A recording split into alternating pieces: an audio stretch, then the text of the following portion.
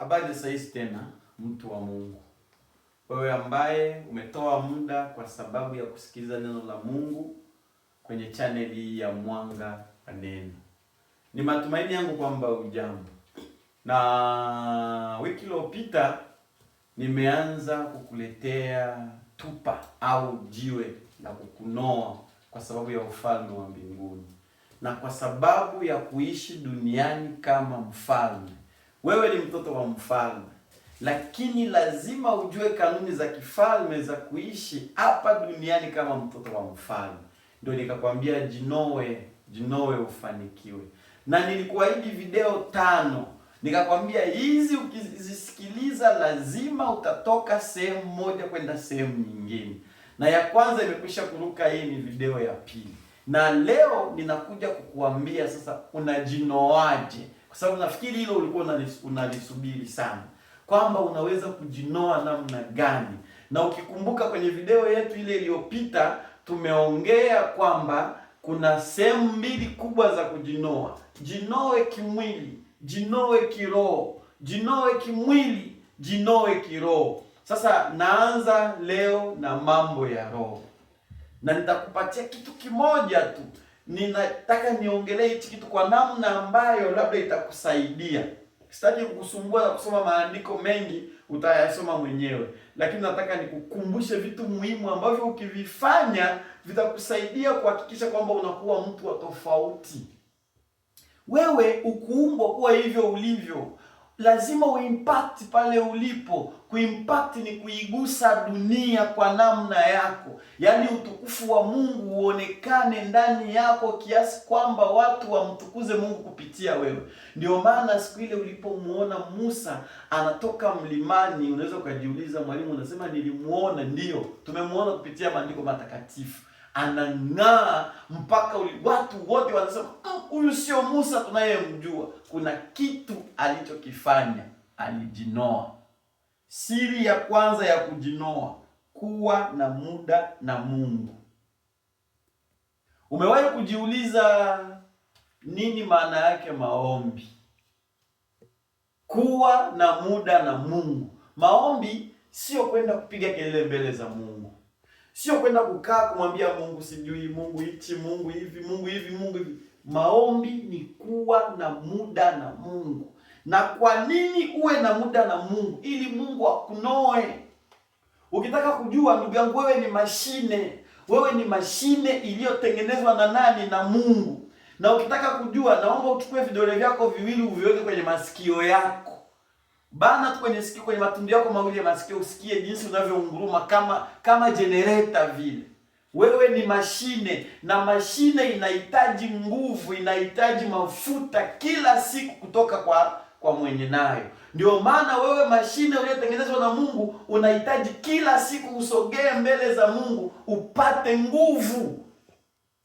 Kwa hiyo usijaribu kwenda kukutana na wanadamu kabla hujakutana na Mungu, kwa sababu wanadamu wanakula nguvu. Kwa lugha nyingine ni kwamba wanadamu ni mabetri. Unapoongea nao, unapowasalimia, unapohusiana nao, nguvu zako za kiroho wanakula. Lazima uwe unajua kila wakati kuwaacha kwenda kujinoa karibu ya Mungu. Hiyo siri itakuokoa. Ndio maana ninakwambia kwamba lazima ujue kujinoa. Hiyo ndio siri ya kwanza. Kuwa na muda na Mungu. Kwa nini uwe na muda na Mungu? Kwanza, wewe ni mdhambi. Na pambano tulilo nalo duniani, tunapambana na dhambi. Na hakuna mjomba wako, hakuna bibi yako, hakuna shangazi yako, hakuna kaka yako, hakuna dada yako anayeweza kukuondolea dhambi, mpaka Mungu mwenyewe. Na dhambi haziondoki mpaka umepata muda wa kutosha na Mungu. Haya maombi ninayokuambia sio maombi ya kuombea ugali. Ugali hata kama ukuomba unashuka tu. Haya maombi ninayokuambia sio kwamba ukamwambie Mungu nataka gari. Kuna watu wana magari hawajaomba. Unasikia? Kuna watu wana majumba hawajaomba. Sasa wewe kwa nini wende ukaombe? Kwanza dhambi zako ukazikabidhi, upate utakaso kutoka kwa nani? Kwa Mungu. Na ndio maana kwenye kitabu cha Isaya sura ya 1 mstari wa 18 Mungu anasema njoni tusemezane. Unasikia?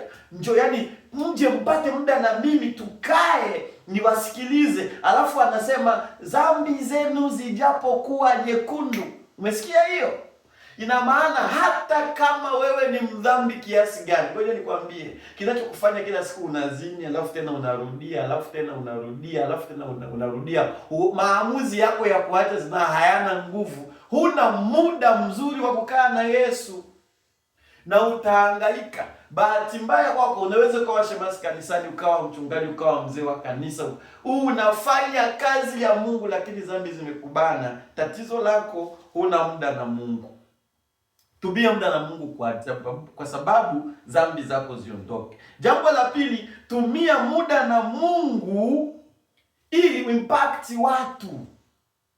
Tumia muda mchache na watu. Watu ukitaka kuwasaidia, nenda kwanza ukajisaidie. Huwezi kuwa mtu kila wakati uko katikati ya watu, kila wakati uko katikati ya watu. Sikia nikwambie, Musa wakati anataka kuimpact watu na amri 10 zile, Mungu alimwambia Musa, waache hao, njoo huko. Musa akawaacha watu, wakapanda mlimani.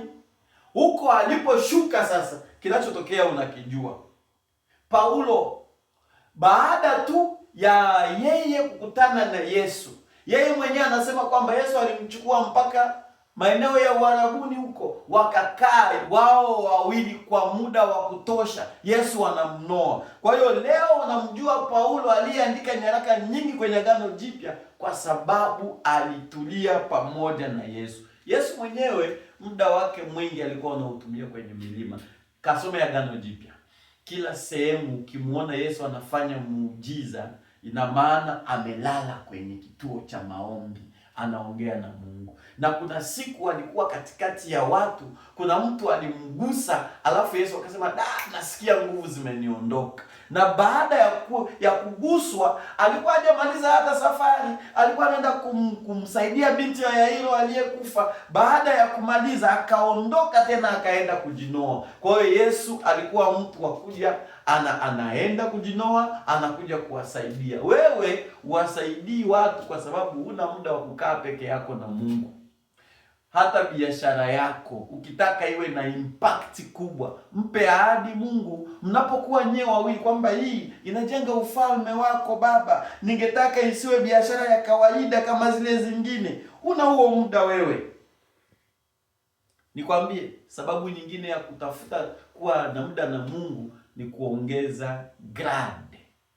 Tunaita ranka za kiroho. Kwenye ulimwengu wa roho kuna grade, kuna majenero katika ulimwengu wa roho. Na ukisoma kitabu cha Matendo ya Mitume, kuna kitu utaenda kugundua, sura ya 19.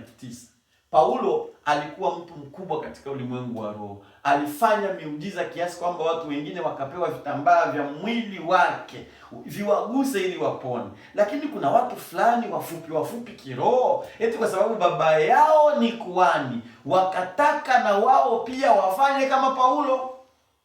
Nenda ukasome. Mapepo yakawauliza, na ninyi ni nani? Sisi tunamjua Paulo, sisi tunamjua Yesu. Kwa lugha nyingine, Yesu tunamjua ni jenero, Paulo tunamjua ni jenero. Sasa niye mna cheo gani katika ulimwengu wa roho?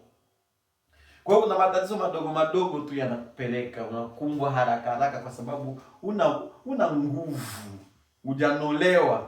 Kwa hiyo jinoe leo, chukua muda, na nitakwambia muda huo unatakiwa uwe muda gani ambao umekaa na Mungu ili unolewe vizuri. Chukua muda na Mungu kila siku. Kabla hujaamka, hujatoka kitandani, kabla hujasema kitu hata na mke wako hapo kitandani, hakikisha kwamba umemwambia Mungu kitu. Kabla hujatoka nje ukaseme na watu huko nje, hakikisha kwamba kuna mambo ambayo umeyasema na Mungu. Mungu awe wa kwanza wewe kuanza kusema naye, na awe wa mwisho unapolala pia. Hakikisha kwamba Mungu anakuwa wa mwisho yeye kusema na wewe.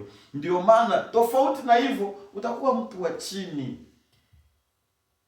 kabisa kiroho, na mapepo ya shetani hayatakuogopa. Ngoja nikwambie sababu nyingine ya kukaa muda mkubwa na Mungu. Usiwe unaomba kana kwamba unalia. Unajua kuna mtu tatizo linakuja anaanza kulia, Mungu Mungu Mungu. Ngoja nikwambie, hakuna askari ambaye alipewa silaha na serikali kwa sababu ya kulinda mipaka ya nchi, alafu akakutana na adui vitani, akampigia simu rais, Mheshimiwa Rais, nimekutana na adui, niwapige? Alafu adui amesharusha risasi. Huyo sio askari. Wakristo wengi leo wakiwa na matatizo wanaanza kumlilia Mungu, baba baba. Sasa Mungu ameshakupa mamlaka, wewe ni mtoto wa kifalme. Ifike wakati ukutane na tatizo, usimwambie Mungu, wewe finya tatizo, sema na kukemea kwa uwezo nilio nao katika jina la Yesu. Na Mungu anasema askari wangu huyu. Lakini wewe silaha umepewa, neno la Mungu unalo, maombi unayo, alafu bado unampigia Mungu kelele mbinguni kwamba kuna njaa nyumbani, kwamba kuna ugonjwa, tumbo linauma, Mungu atoke mbinguni aje duniani kwa sababu ya kuja kutibu tumbo. Wewe unafanya nini? Kuna matatizo mengine unatakiwa uyakemee peke yako, yaani yakemee kwa nguvu uliyo nayo. Kwa lugha nyingine nasema hivi, simama mbele ya matatizo kama Mungu. Wewe usimame, yaani matatizo yakikuona yanamuona kwamba wewe unamwakilisha Mungu, representant, ndio tunaita kwa lugha ya Kifaransa representant legale wa Mungu duniani ni wewe. Na hiyo nguvu utaipata pale ambapo unapata muda na Mungu. Sasa unaniuliza, huu muda uwe muda wa kiasi gani? Ngoja nikupe tu formula fupi tu, alafu nishie hapa. Muda ni zaka.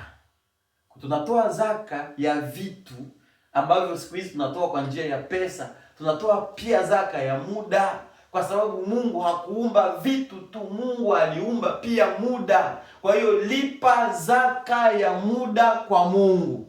Unailipaje? Hesabu siku ina masaa mangapi, alafu hayo masaa toa sehemu ya 10 ya hayo masaa kila siku kwa nani? Kwa Mungu. Mungu akubariki sana.